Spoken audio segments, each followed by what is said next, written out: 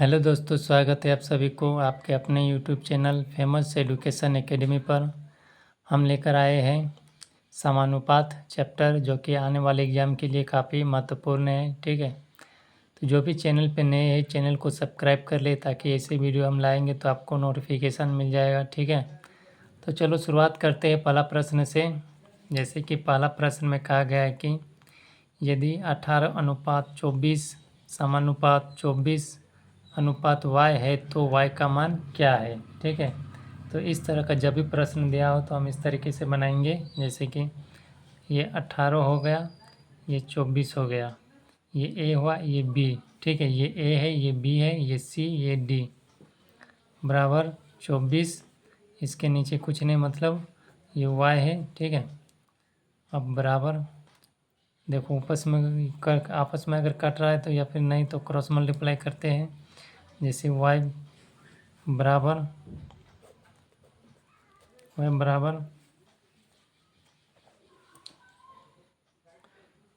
24 × 24 divide by 18।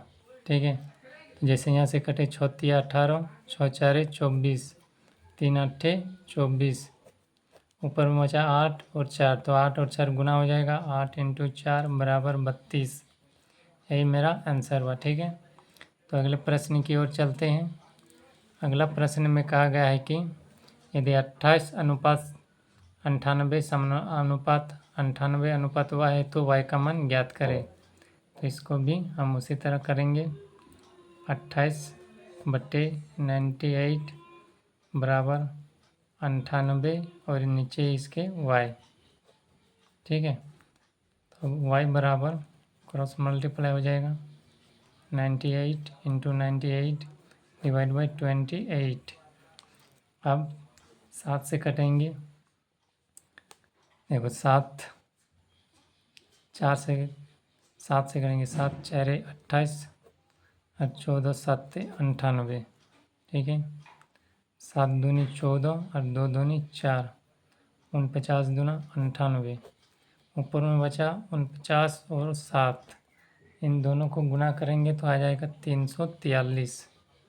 यही मेरा answer है। ये समानुपात चैप्टर काफ़ी महत्वपूर्ण है, जो कई एग्ज़ाम में ऐसे ही पूछा गया है। ठीक है, रेलवे ग्रुप डी हो, चाहे एनटीपीसी, आरआरबी, एएलपी हो, चाहे जैसे भी कोई भी एग्ज़ाम हो, ये काफ़ी महत्वपूर्ण होता है। अगले प्रश्न की ओर चलते हैं। अगला प्रश्न में कहा गया है कि 8, 12 और 14 संख्याओं का चतुर्थ अनुपाती क्या है। ठीक है, जब भी इस तरह का चतुर्थ अनुपाती पूछा जाए तो सबसे पहले चतुर्थ अनुपाती अगर पूछा जाए तो इसका एक ट्रिक होता है। चतुर्थ अनुपाती का होता है इसका BC/A। ठीक है, BC/A। तो ये A है, ये B है, ये C है। तो एक ट्रिक है BC/A। तो BC कौन है? B ये हुआ, C ये हुआ।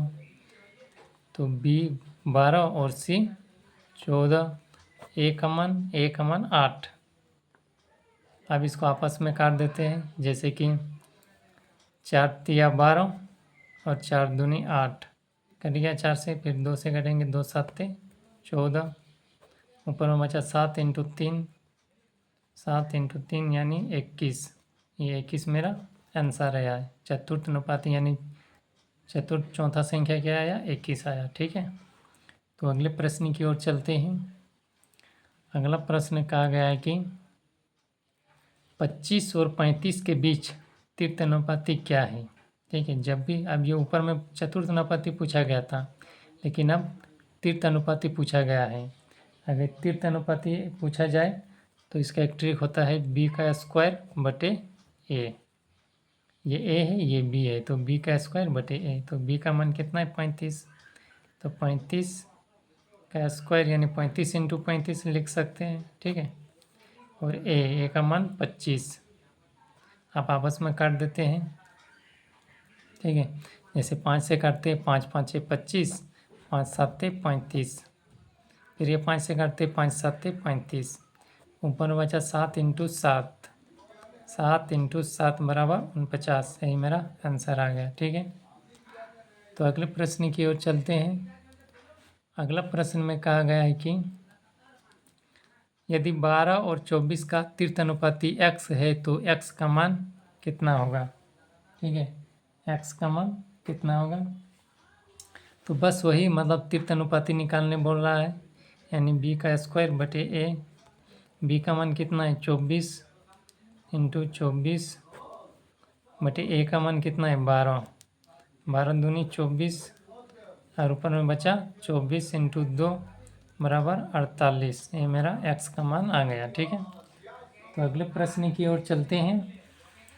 अगला प्रश्न में कहा गया है कि 7 और 12 के मध्यानुपाती ज्ञात करें। अब मध्यानुपाती ज्ञात करेंगे। ठीक है, तो जब भी मध्यानुपाती ज्ञात करने प्रश्न में बोलेगा तो इसका एक ट्रिक होता है, जैसे कि रूट a इंटू बी।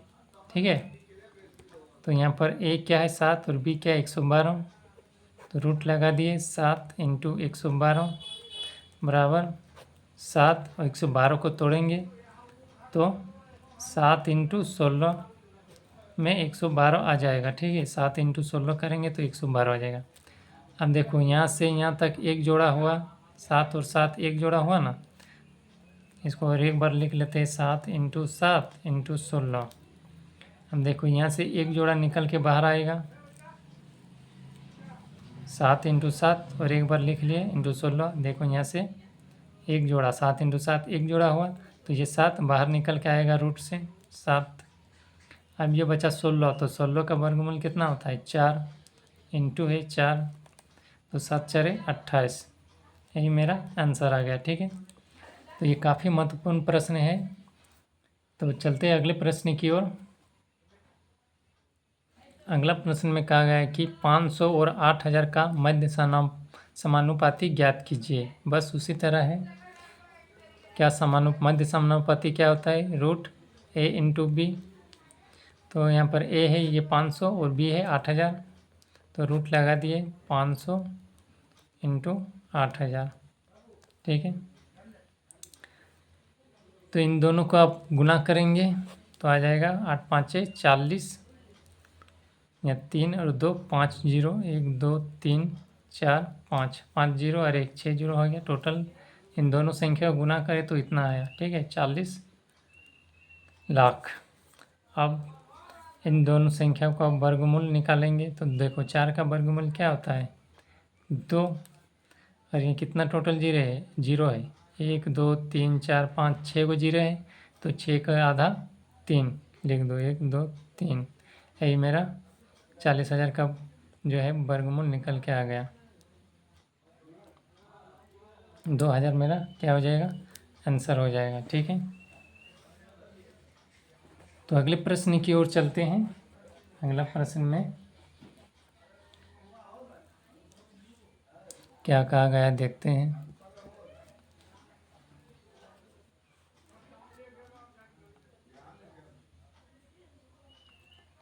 अगला प्रश्न में कहा गया है कि एक बैग में 10 रुपये 20 रुपये और 50 पैसे के नोट 1:3:5 के अनुपात में है। यदि बैग में पैसे का कुल मूल्य 1920 रुपया है तो 20 रुपये की नोटों की संख्या ज्ञात करें। मान लो एक बैग है, बैग में 10 रुपया के नोट है, 20 रुपये है और 50 रुपये के, जो उसके अनुपात में है 1:3:5 के अनुपात में है। यदि बैग में पैसे का कुल मूल्य 1920 रुपये है तो 20 रुपये के नोटों की संख्या ज्ञात करें। तो इसको ज्ञात करते हैं, जैसे कि कितना दिया है 1 रुपये दिया है, जैसे कि यहाँ पर 10 रुपये है 10 रुपये, उसके बाद 20 रुपये, उसके बाद 50 रुपये। ठीक है, 50 रुपये दिया है। उसके बाद संख्या बोला है, संख्या यानी जो है अनुपात, इसको संख्या हम कहेंगे। कितना है अनुपात 1:3। ये सोचो लो एक संख्या दिया हुआ है 3 के अनुपात में है। तो अब हमें मूल्य निकालना है, यहाँ पर मूल्य निकालना है। ये 10 रुपये नोट है जिसका अनुपात 1 है। इन दोनों को अगर आपस में मल्टीप्लाई करेंगे तो कितना आ जाएगा 10 रुपये।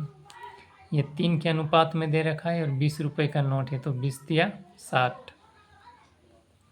ये 50 रुपये के नोट है और 5 के अनुपात यानी 5 से गुना कर देंगे, 50 5 250। ठीक है। अब 10 60 और 250, 10 + 60 + 250 को जोड़ेंगे तो कितना आएगा मेरा मूल्य टोटल आ जाएगा 250 एक 300 320 320 आएगा टोटल। ठीक है, टोटल मूल्य 320 आया, जबकि प्रश्न में कुल मूल्य कितना दिया है टोटल 1920। तो ये 320 किसके बराबर 1920 के बराबर, 320 बराबर 1920 के बराबर। तो किसकी संख्या ज्ञात करने बोला है 20 रुपये के नोटों की संख्या। यहाँ 20 रुपये है तो इसकी संख्या कितना है अनुपात 3, यानी ये 3 का वैल्यू हमें निकालना है बराबर x। ठीक है, तो आपस में क्रॉस मल्टीप्लाई कर लेते हैं। x बराबर 1920 × 3 / 320। एक जीरो कट गया, अब 6 से कटेगा डायरेक्ट, 6 दूनी 12 6 × 18 और 1 19। ऊपर में बचा 6 × 3 यानी 18। ये 18 रुपये क्या मेरा 20 रुपये नोटों की संख्या आया। ठीक है 18। तो अगले प्रश्न की ओर चलते हैं।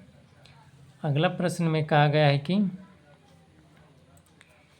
किसी बैग में 1 रुपये 2 रुपये और 5 रुपये के सिक्कों का अनुपात 4:5:8 है। यदि इन सिक्कों का कुल मूल्य 432 रुपया है तो 2 रुपये वाले सिक्कों की संख्या ज्ञात करें। बस उसी तरह बनाएंगे, जैसे कि 1 रुपये हो गया, उसके बाद 2 रुपये दिया है, उसके बाद 5 रुपये दिया है। ठीक है, 5 रुपये दिया है। उसके बाद बोला है अनुपात, अनुपात को हम संख्या बोलेंगे। संख्या कितना 4 5 और 8। ठीक है, हमें मूल्य निकालना है। मूल्य देखो 1 रुपये है और 4 की संख्या है तो गुना करेंगे इन दोनों को तो मेरा मूल्य आएगा 4 रुपये। फिर 2 को 5 से गुना करेंगे, 2 रुपये है और 5 की संख्या है तो 2 को 5 से गुना किया यानी 10 रुपये। 5 है रुपये और 8 की संख्या है अनुपात में, तो 5 8 40। अब इन तीनों को आपस में जोड़ेंगे, 4 + 10 + 40, तो 40 10 50, 50 4 54, टोटल 54 रुपया है। लेकिन प्रश्न में कहा गया कि 432 रुपया है, तो ये 54 किसके बराबर 432 के बराबर। तो 54 बराबर 432। तो हमें निकालना क्या है 2 रुपये वाले सिक्कों की संख्या कितनी है। तो 2 रुपये वाले क्या है 2 रुपये वाले हैं तो इसकी संख्या कितनी है 5 है। तो ये 5 का वैल्यू हमें निकालना है। तो x बराबर 432 × 5 क्रॉस मल्टीप्लाई हो गया बट्टे में 54। ठीक है, अब 9 से काटते हैं, 9 छुक 54 और 9 4 36, बचा कितना 43 में 36 जाएगा, 36 37 38 39 40 41 42 43, 7 बचा यानी 9 8 72, यानी 9 छुक 54 और 48 नाम 432 कट जाएगा। फिर ये 6 से कटेगा, 6 8 48, यानी में ऊपर में बचा 8 × 5 बराबर 40। ये 40 आ गया मेरा कितना 2 रुपये वाले सिक्कों की संख्या। ठीक है, तो अगले प्रश्न की ओर चलते हैं। अगला प्रश्न में कहा गया है कि एक बॉक्स में 110 रुपये रखे हुए हैं। ठीक है, एक बॉक्स है 110 रुपये रखे हुए हैं जिसमें 1:2:3 के अनुपात में 1 रुपये 50 पैसे और 25 पैसे के सिक्के शामिल है।